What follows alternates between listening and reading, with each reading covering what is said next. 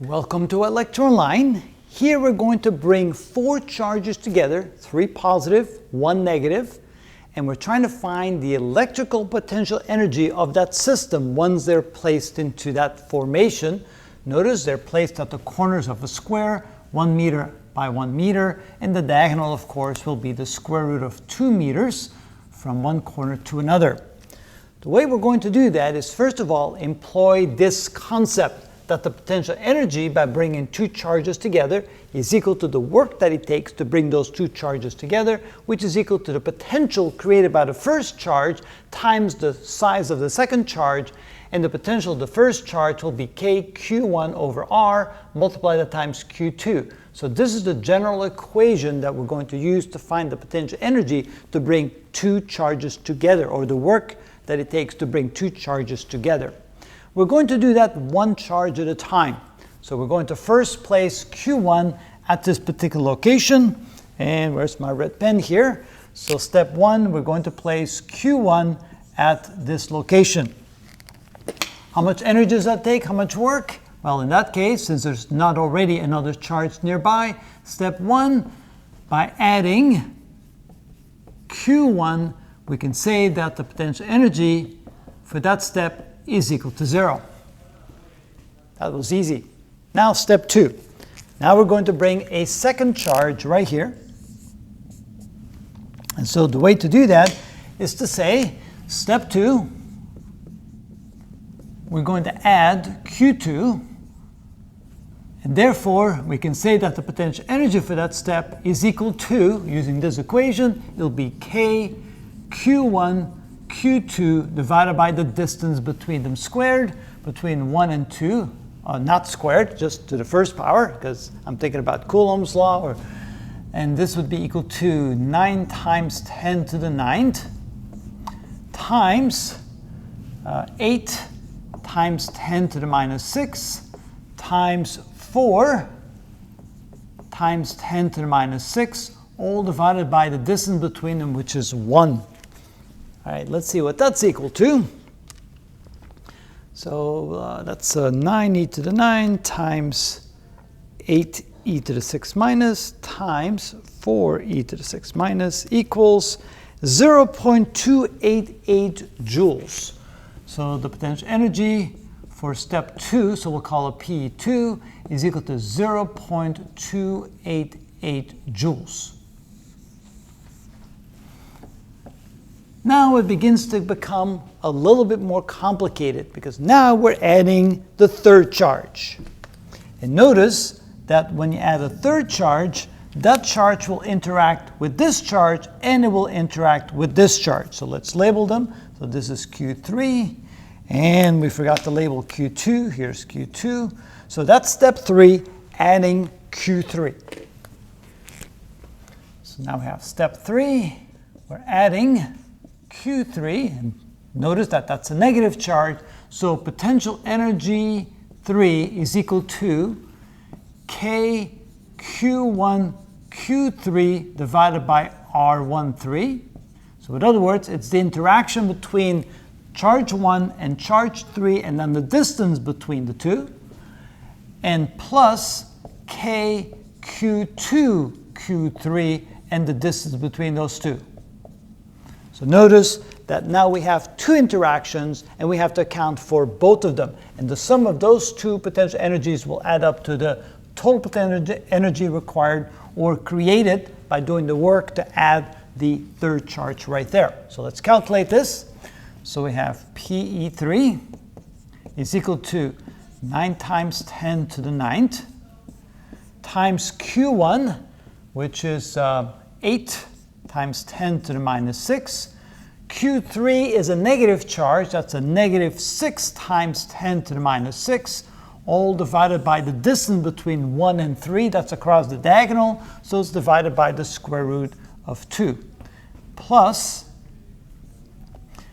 9 times 10 to the 9th times the second charge, which is 4 times 10 to the minus 6, and minus 6 times 10 to the minus 6, all divided by 1. This should be minus 6 here. There we go. All right, let's see what that's equal to. So I have a 9e to the 9th times 8e to the 6 minus times 6e to the 6 minus equals divided by the square root of, sorry, I have to do that again. Push the wrong key. 9e to the 9th times 8e to the 6 minus times 6e to the 6 minus equals divided by the square root of 2 equals 0.305. So that would be equal to 0.305 joules.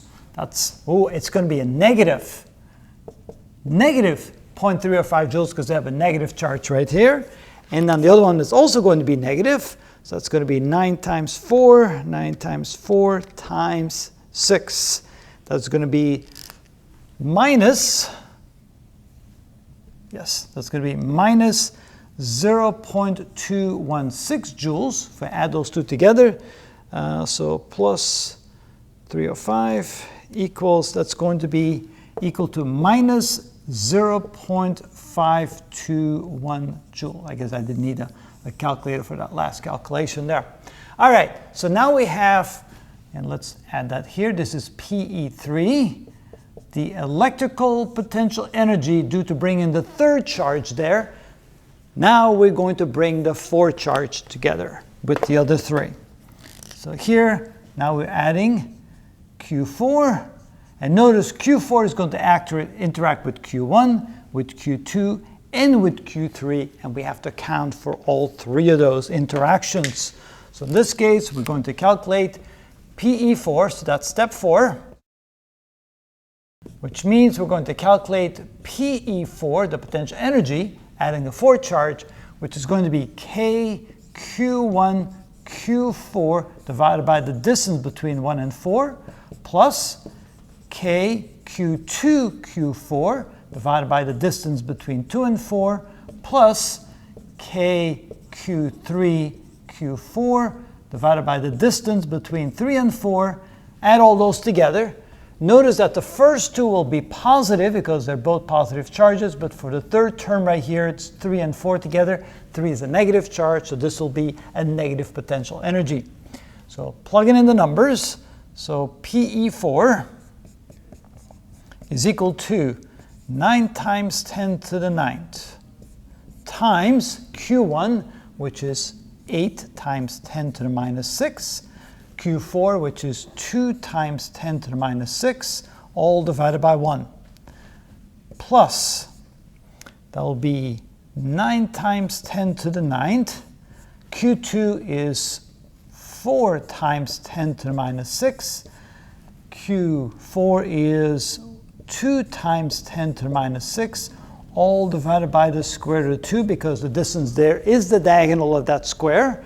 And then plus the third term, which is going to be 9 times 10 to the 9th, times Q3 is a negative 6 times 10 to the minus 6, times a positive 2 times 10 to the minus 6, all divided by the distance, which is 1.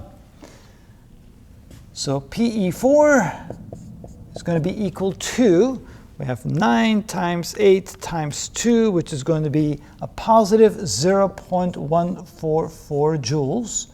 The second one is also going to be positive, so it's going to be 9 times 4 times 2 divided by the square root of 2, which is a positive 0.051 joules.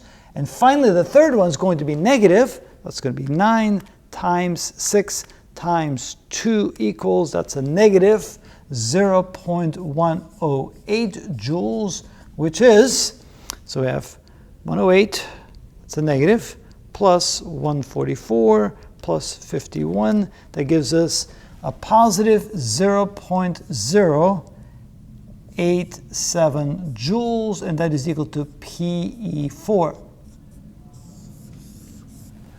Okay, now I'm running out of board space, desperately out of board space, but maybe I could put it right into the square.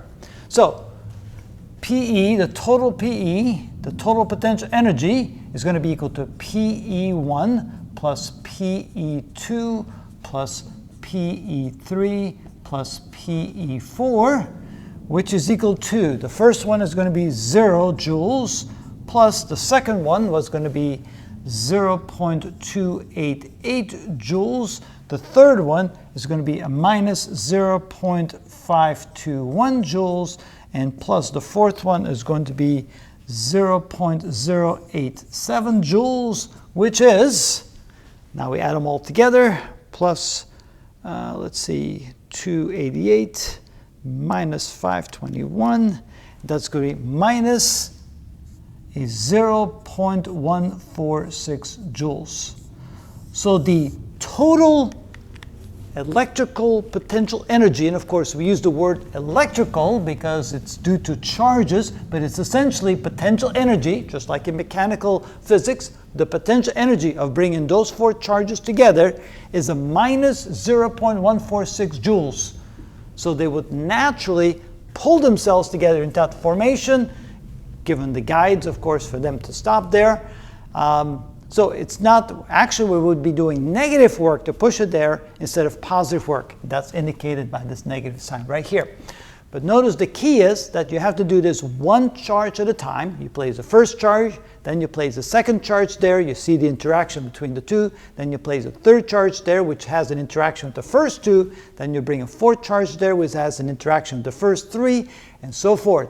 You can imagine if there's 10 or 15 or 20 charges, that would be a lot of work. However, there's actually a better shortcut method for that, but we'll get to that later.